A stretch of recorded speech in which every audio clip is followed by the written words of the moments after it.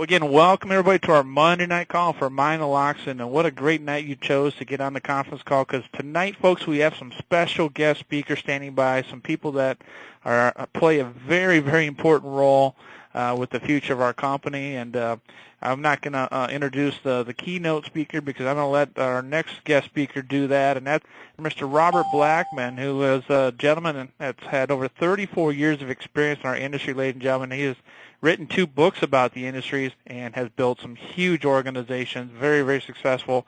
He's going to take the front end of our call tonight, and I'm going to let him have the pleasure of introducing our keynote speaker for the evening, our very special guest. So, Robert, take it away, my friend. Thanks, Steve. Appreciate it, and welcome everyone tonight. This is Robert Blackman, and tonight I'm going to be interviewing the CEO, Rick Deitsch, of NutraPharma. And for those of you that aren't familiar with how all this works, NutraPharma is a 10-year-old publicly traded biotechnology company. And my Nyloxin is the name of our company, and we are the marketing arm for NutraPharma. So tonight we're going to be talking to the CEO, Rick Deitsch. And Rick, are you on the call? Yeah, there you are. Sorry, I had you on mute. That's all right. That's right. Rick, I'm not going to give you a big introduction. I want you to kind of tell us a little bit about yourself. Kind of tell everybody who doesn't know about you and about Nyloxin, how did you get here? Where did you start? And kind of just give us a brief history of yourself and the journey that you took to get where you are today. I'd be happy to. Thanks for having me on the call. For those of you who haven't heard me before, my name is Rick Deitsch. I'm a biochemist. But I'm a little different in the field because I'm both a pharmaceutical biochemist and a nutritional biochemist. As a nutritional biochemist, I did work for the Rexall Sundown family of companies. I formulated over 50 different dietary supplements for Rexall, and that family of companies included Metrex, GNC, Worldwide Pure Protein, Royal Numico, Malupa, Cow & Gate. When I was in product development with Rexall, we were the largest manufacturer of dietary supplements on the planet. I also co-authored 2 books, Are You Age-Wise? A Guide to Healthy Aging, and Invisible Killers, The Truth About Environmental Genocide, which is about the toxins of the environment, and biochemically, how do they affect us? How do they get into our bodies and affect us, and how do we detoxify and remove those toxins from our bodies? That's me as a nutritional biochemist. As a pharmaceutical biochemist, I did a lot of my work in college and graduate school in something called computer adaptive drug design, using computers to create new drugs. And I worked on cancer drugs. I worked on certain chemotherapies. I worked on pain medication. And a lot of the work I did in graduate school was actually on venoms from different venomous animals, especially cone snails, which are snails in the ocean that are highly toxic, highly venomous, and a good source for new medications that are being discovered now.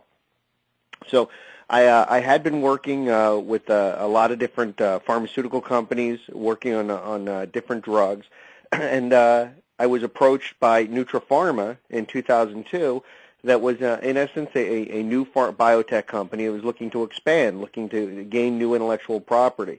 And so I took over NutraPharma at the beginning of 2003, and since that time, we've either gathered or filed now 21 patents. We have been a biotech company since that time, since 2003, and for the most part, we're working on drugs and most of these are injectable drugs that are derived from the venom of different animals, especially the Asian cobra. When a cobra bites you, there's 20 or 30 different components of the venom, different peptides, and each of those components can do different things, especially when they're modified to do those different things. And so we have patents for the treatment of multiple sclerosis, HIV, adrenal mononephropathy, rheumatoid arthritis, and pain, and we have a large platform of these different drugs. Now, we did a lot of animal models and early phase 1 clinicals and toxicity studies, but in 2009, things changed a little bit. We were at the FDA, and we were asking them about our pain medication. And the pain medication is I don't want to say a hodgepodge, but it's a combination of different peptides from cobra venom, and it's at an incredibly low dose. And so the FDA said, so you're telling me this is an all-natural product? It could be. We can use natural cobra venom. And they said, what's the dose? And it's an infinitesimal dose. It's micrograms are effective at treating pain and inflammation. And the FDA told us that we actually qualified as a homeopathic drug. In other words, because it was a natural product that was incredibly safe and at very low dosage, we qualified for a rapid launch of the product. So instead of having to go through another 5, 6, 7 years with the FDA, we were able to register with the FDA with the information we already had, and we launched our first product in 2009, and that product was called Cobroxin. And even though Cobroxin did get out into the stores, it was at Walgreens and Publix and CVS and Myers Drugs. It was in almost 30,000 stores around the country. Our problem was distribution. The distributor we were using for Cobroxin failed in what they were supposed to do in the form of advertising. Even though it gets into the stores, if people don't know about it, they're not going to be able to go out and purchase it. In fact, my guy at Walgreens said very clearly that Cobroxin was the best product nobody ever heard of. He thought it was a wonderful product, but it just didn't sell because nobody knew about it. That being said, the distributor eventually failed in their distribution. The product started being pulled off the shelves in late 2010, and Cobroxin is no longer sold. In 2011, we launched a stronger version of Cobroxin. That's Nyloxin.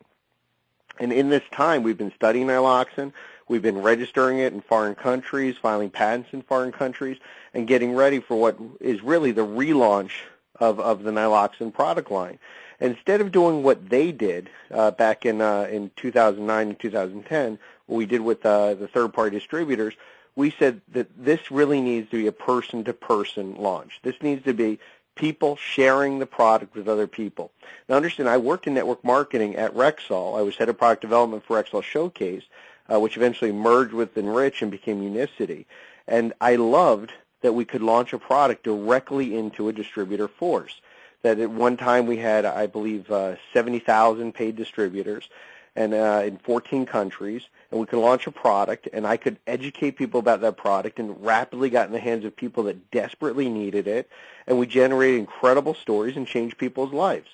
And I love the concept of having a product in the hands of the end users, and they go and share it with others, and they're compensated for sharing it with others. I think it's an incredible way to get a new product out there, and I've always felt that way. And so now with this opportunity, we have to take Nyloxin, this incredible product for pain and inflammation, and bring it to the next level. It's incredibly exciting for us, and I'm just glad to be part of it. Well, Rick, how exactly does Nyloxin work then? I mean, I know you guys have done all this research, and you guys are experts in that field, and that's way above my pay grade, and I don't understand that, but I know that you do. So kind of break it down in layman's terms. How does Nyloxin actually work to relieve pain? It's much simpler than you could possibly imagine. If I ask you a simple question, when a cobra bites you, is there a physiologic response? Yeah. Of course there is. People know that cobra bites you, and you're probably going to die if you don't get treated quickly. Well, what happens is the venom from the cobra is primarily neurotoxins. These are proteins, small proteins called peptides that bind to the ends of your nerves. They bind to the receptors on your nerves. And if you can't get innervation, if you can't get basically electricity down that nerve, your body stops functioning. I mean, your nerves are responsible for how you feel and think, but they're also responsible for your heart beating, your lungs breathing, your muscles moving. And so what happens when you get bitten by a cobra is your muscles stop working. You have spastic paralysis, your heart stops beating, your lungs stop breathing, and you die. Now imagine that instead of getting a whole cobra bite, you're getting just a fraction of that.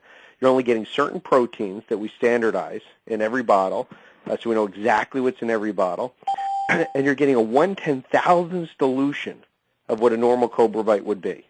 That's small, and even a fraction of that because you're getting a small dose of that 1/10,000th dilution. Now what happens is, instead of stopping nerve function, you're modulating nerve function. So big signals like pain become little tiny signals. So then they just basically you can deal with the pain, and it's an incredible feeling because, and I want to get this across to people. We don't want to shut off the pain. Pain is actually a good thing. Pain is telling you there's something wrong that needs to be dealt with. I mean, pain is part of our survival instinct. We need pain, and the worst thing in the world is when you completely stop pain and you can re-injure yourself. And I've told this story before on calls. I had a friend in high school, Michael, who sprained his ankle. And on the way to a dance, he took Percocet. And at the dance, and I'll tell you, I'm 46 years old now, so this is the mid-'80s, and it was the beginning of breakdancing. He was breakdancing at this dance, and there's a guy that just sprained his ankle, but he didn't feel it, so he was dancing all night, and I warned him. I told him he shouldn't be doing that. Meanwhile, by the next morning, his ankle had swelled up like a football. He was bedridden for another couple of months because of that, and it was because he couldn't feel the pain when he was on the Percocet, so he re-injured the area. In this case, because the signal is not turned off, there's an opiate that overrides the signal and just makes you feel good. It's truncated, so you still know there's something wrong, and you don't re-injure the area, but you're able to function. Now, the specific receptor that is targeted by these peptides is called the alpha-7 subunit of the nicotinic acetylcholine receptor. I know that's a lot to remember. I'm not telling you to memorize this, but I'm telling you that it's so specific, and it only occurs in certain parts of the body. It's in the central nervous system, and it's on the surface of white blood cells. Now, white blood cells, as part of your immune system, are responsible for inflammation. So not only does it shut off pain, shut down that signal of pain, but it prevents inflammation. So inflammation goes away. So it also heals. It doesn't just mask the pain. It reduces the inflammation, so it allows your body to heal. Well, now, Rick, and I don't know if you've heard my testimony, but I've had back pain through a sports injury and a car wreck for 20 years. Gone to chiropractors almost every week of my life, physical therapists, and it seems, and I get on prescription medication and I get on over-the-counter medication. I took this product back in November, and it took about 7 days on the spray for me to feel anything. Matter of fact, I actually did it wrong. I took it for 3 days, and one day I took it 6 times, one day I took it one time, and the third day I took it a couple times, and on day 4 I did what a lot of people do, and I go, this stuff doesn't work. And so I called the gentleman who introduced me, and he goes, Robert, are you following the instructions? And I said, no. So I followed the instructions, and I made a commitment to try it for the whole 30 days. And on day 7, I woke up in the morning, and I never sleep all the way through the night. My wife was sitting over me with tears in her eyes, and she goes, you know what time it is? And I said, no. She goes, it's 9 o'clock in the morning. And she goes, this is the first time I've ever seen you sleep through the entire night. And so for me, it gave me that relief, and now I'm walking again, and I'm exercising. I'm losing a little bit of weight. I feel really good, but I have constantly for the last 20 years been on prescription meds. When I really got injured, went to the chiropractor. They couldn't even make adjustments because I was so tight. So I go get prescription meds so I could just function, and then I'm constantly on over-the-counter products. How is what you just described about Nyloxin, how does that work different than prescription meds and over-the-counter anti-inflammatories? Well, there's a lot of different choices, and what we try to look at is the levels of pain management. The World Health Organization lists this out as what they call this 3-step pain ladder. The first step, step 1, is if you're looking at pain from 1 to 10, when the doctor says how much pain you're in from a scale of 1 to 10, step 1 is like from 0 to 4. Okay, and for step 1, you usually wind up taking some aspirin or acetaminophen, which is Tylenol, or naproxen, or ibuprofen like Motrin or Aleve. Primarily, those are NSAIDs, non-steroidal anti-inflammatory drugs, except for acetaminophen, which is in a class by itself. Now, the NSAIDs work by blocking cyclooxygenase, which is an enzyme that is actually part of the blood thinning process or blood clotting process, and it's also part of the inflammatory process. So the problem with that is that, yes, it's anti-inflammatory, and it can deal with the pain and inflammation of the body, but it also thins the blood, which can be dangerous, and it also is absorbed in the mucosa in the stomach, so all of those drugs cause stomach problems. In fact, one of the leading causes of death in the United States in people in their 80s is overdosing on NSAIDs, which leads to GI bleeding. So they bleed through their gastrointestinal tract, and they can bleed out. So it's very, very dangerous. It also causes kidney failure in a good percentage of the population. That's NSAIDs. And then acetaminophen, Tylenol, is so dangerous at high doses. It causes so much problem with the liver. There's specific drugs now to reverse the problems with acetaminophen. A drug called Mucomyst is given to children in the hospital to reduce liver complications from acetaminophen. But about 5 years ago, the FDA started putting black box warnings on every drug that contains Tylenol because Tylenol is so many things. Acetaminophen is so many things, people don't know it. So they'll take multiple pain drugs that contain so much acetaminophen that they actually overdose without knowing it. So now we've put these black box warnings, these thick black box warnings on everything in case you acetaminophen so people know it and they can try to avoid overdosing and causing liver failure. And that's just the over-the-counters. You know, we didn't get up to the opiates. So that's stage one. And most people, if you want to take a Motrin, you have a headache or an ibuprofen, that's fine, you know. But none of these are meant for chronic use. They're not meant for chronic persistent pain. They're meant for traumatic pain or to take every once in a while. When you start using them chronically, you can have all these side effects that build up over time. Then you get to stage 2, and stage 2 pain is pain that interrupts your sleep and or your work. That's persistent chronic pain that interrupts your sleep or your work. And you're a great example of stage 2 pain because you talked about not having a good night's sleep. Right. When you get to stage 2 pain, you're either taking very high dose of the over-the-counters or you start to get low-dose opiates, Percocet, Vicodin, oxycodone, things like that. And, of course, the opiates have their own list of problems. All of them are addictive, so a lot of people get hooked on these opiates. They don't really deal with the pain and inflammation. They turn on opiate receptors in the brain and just tell you feel good. So you feel good enough that you forget about the pain. But the pain is still there. The problems are still there. You're not dealing with the actual problems. You're just masking them. And then, of course, all these opiates can cause problems with the kidneys, the liver, the lungs. They can start to shut down organs over time. The worst problem with the opiates is that they fail to work. When you start using them, your body grows resistant to them over time. And so you have to take an escalating dose. You take higher and higher doses. Eventually you have something called the ceiling effect, which means that the drug stops working no matter how much you take. And then you have to switch drugs. We don't have any of those issues with Nyloxin. And in fact, the way Nyloxin binds to receptors, it causes something called induced fit. The receptor actually has to change shape to accept the protein. Because of that, the more you take over time, the more sensitive the receptors become to the drug. And so instead of growing resistant to the drug, your body grows more sensitive to it. So over time, you need lower and lower doses, less and less to get the same benefit.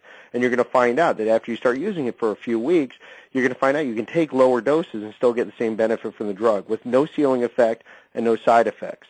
Now, of course, stage 3 pain is the highest pain. That's a scale of 7 to 10. That's called intractable pain, which means you cannot function without medication. And that's when you get to morphine and fentanyl and gabapentin, which is Neurontin, the really high-dose, very dangerous opiates. And the Nyloxin extra strength is made for stage 3 pain. That's made for even the people that are taking the highest doses of painkillers. Well, now, explain, you mentioned extra strength, and we have a regular strength and an extra strength. And help the average person right now to decide which one should they take. Well, in all honesty, they're the same product. It's just that the extra strength is twice as strong as the regular strength. In all honesty, you can take twice as much as the regular strength and get the same amount of peptides as the extra strength. But the problem is you go through it relatively quickly. What I'm telling people, if you have regular chronic pain, you have your backache, you have your average arthritis or rheumatoid arthritis, osteoarthritis, you can probably just use regular strength Nyloxin and it'll be fine. But if you are in intractable pain, you've been on and off opiates over time, you've been in pain for a really long time, you should probably at least start with the extra strength and start to manage that pain as quickly as possible. It's also cost effective because even though it's twice as strong, it doesn't cost twice as much.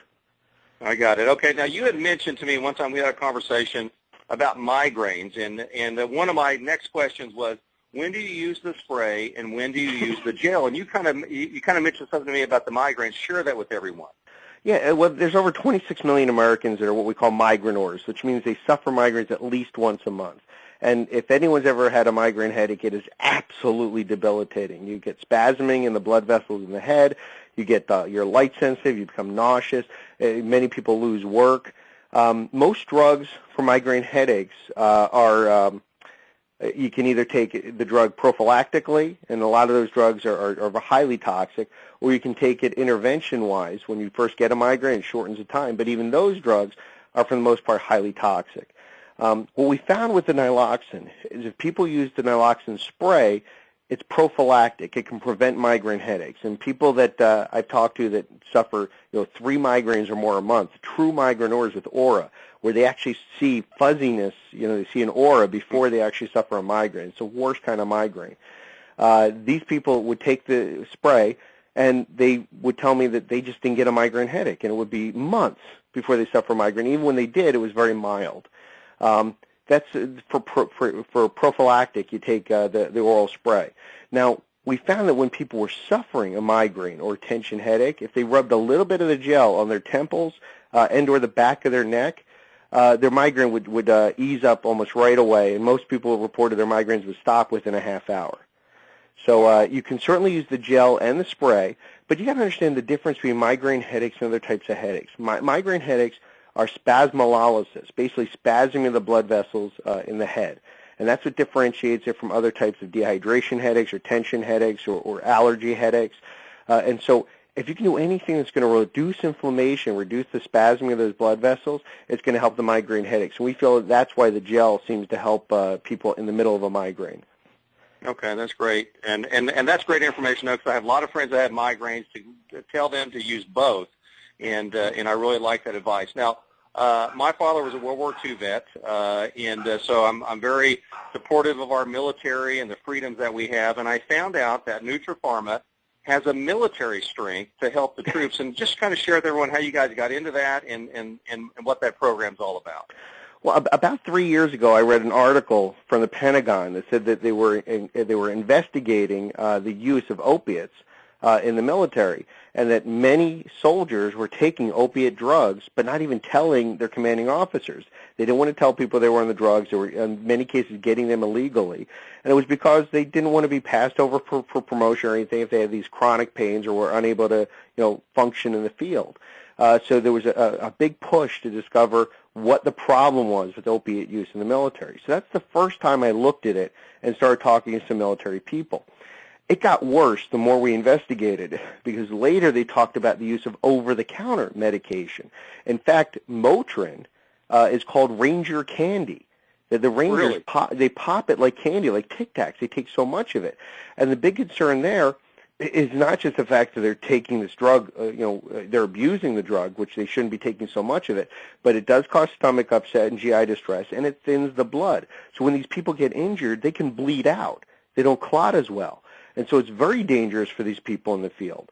So what we developed is a product that's twice as strong as the extra strength Nyloxin. We call it military strength, and we are in the process of working with the government, doing all the registration to get it into the federal supply schedule. And we want to sell regular strength Nyloxin to government agencies and the VA, and we want to sell the extra strength Nyloxin to active duty troops. There's 600,000 active duty troops, and I believe that all of them could use Nyloxin all the time, but I'd certainly like to see at least the frontline guys, the Rangers, the Special Forces guys, have a bottle of Nyloxin in every one of their packs. I think that's wonderful to support the troops, because they're there protecting our freedoms. They're putting their life on the line. And for them to be clear-headed and also for them to be pain-free, I think is important for everyone in the military. And one last question for you, Rick, and then I'll let you kind of wrap up with any of your own thoughts tonight. We talk about on the My Nyloxin website that there's evidence, clinical evidence of 46 human clinical studies and 20 preclinical studies documenting the effectiveness of cobra venom. Now, for the average layman, what does that mean, and how does that help us to understand what this is all about? Well, I understand that cobra venom has been used for literally hundreds of years in traditional medicine, and it's been used at various doses and things like that. But starting in the 1890s, it was tested clinically with specific dilutions and specific doses of cobra venom in specific conditions. The best studies were actually done in the 1940s and 1950s. And in fact, in World War II, American medics carried vials of cobra venom for use in severe pain and trauma on the field, on the battlefield. Now, with the rise of corticosteroids and the rise of the use of morphine, the cobra venom came into disfavor, mostly because it was very hard to standardize. You have to understand that we really weren't able to look at these peptides and make sure they were all the same and they were not denatured, they were going to be effective, before we had the techniques we had today. In fact, there was a commercial cobra venom product available in 1972, and it was pulled off the market because it consistently had like viral particles and bacteria in it, but the technology they had back then for quality control couldn't detect that. So now we're able to produce a product that's free of bacteria, free of viral particles, and standardized. So every bottle you get is the same.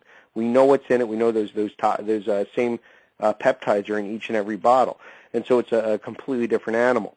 But the research that was done is fascinating. The clinical studies were done in every type of pain from arthritis to visceral pain and cancer pain. And it was done with the same amounts of cobra venom that we use in the Nyloxin and the Cobroxin. That's great to understand. And, everyone on the call tonight, if you're a rep or you're thinking about being a rep, my Nyloxin has the exclusive global rights to Nyloxin, which means no other direct sales company can compete with us. And so that makes it exclusive to us. And when we're out promoting it, we're not going to have to worry about the competitors coming in and knocking us off and creating a knockoff product to compete with us. And so, Rick, thank you so much for your time tonight. What I'd like to do is just give it back to you. Do you have any closing thoughts that are on your mind that you'd like to share with us tonight?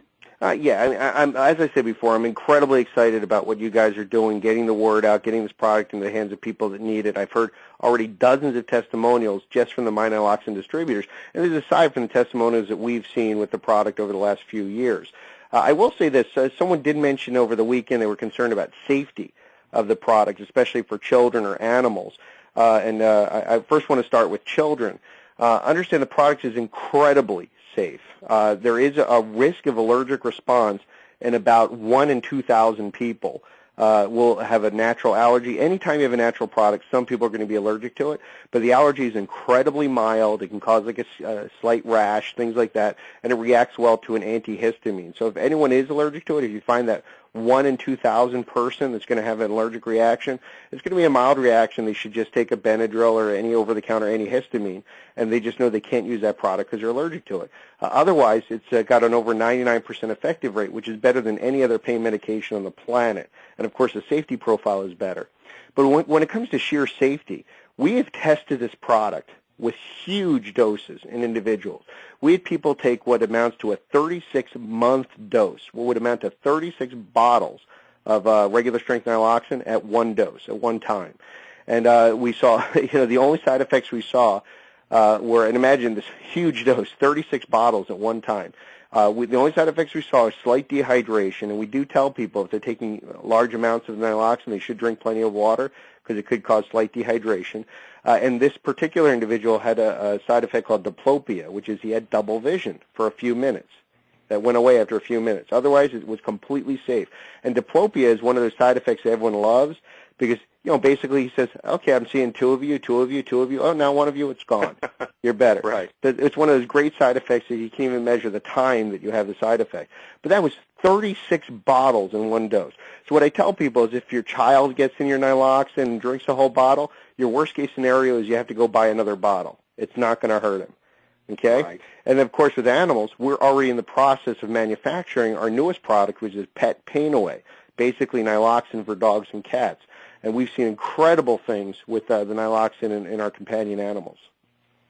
Well, that's great. Rick, thank you so much for your time tonight, and we appreciate your overnight success that you now have after all of these years of investing your passion. And, we can all tell that you're passionate about what you do. You're very knowledgeable. And as reps for you in the field, we're going to do our best job to make sure that we take this information and we go spread it to as many people as we possibly can. Thank you so much. I'm glad to be part of it. Thanks, Rick. And now, Steve, back to you, buddy.